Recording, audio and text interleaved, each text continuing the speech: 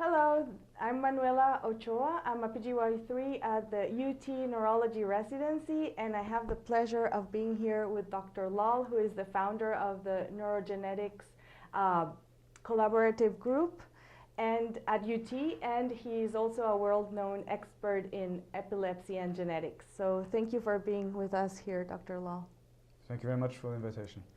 So I wanted to first ask, since we're mostly like in neurology, what is the role of genetic testing in a neurology visit, for example?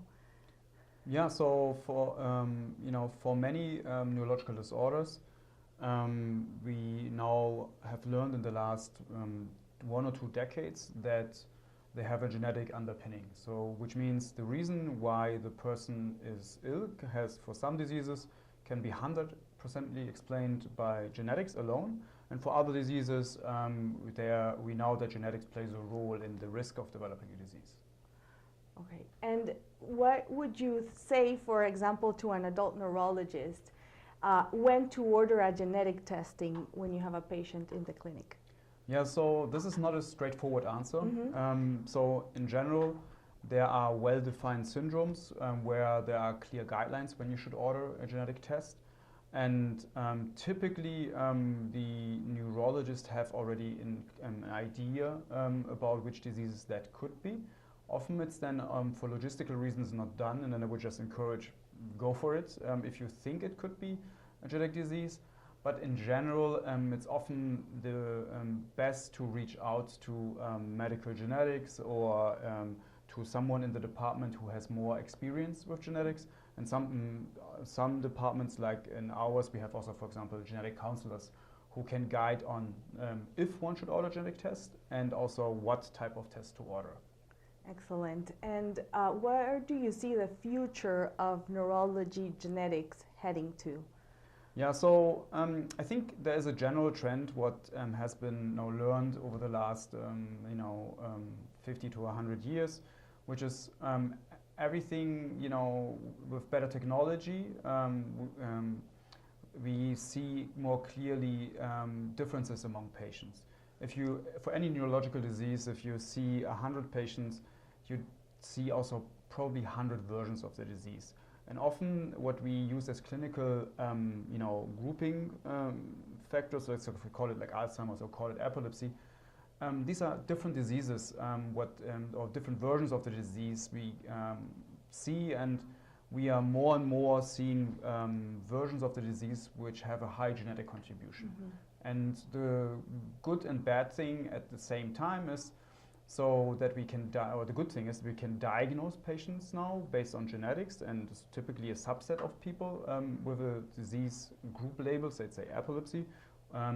And these patients often have diseases where we cannot do traditionally anything about it.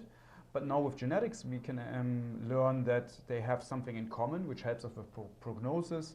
And in the last 5 years, there's an explosion in biotechnology and now moving into pharmaceutical companies where new disease-modifying therapies are trialed, and for some, they're already available.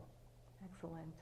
Well, this is wonderful to know that it's a very promising field with a lot of development going on, and I think everyone in neurology should be encouraged to read about genetics because it's kind of the future. Is that correct?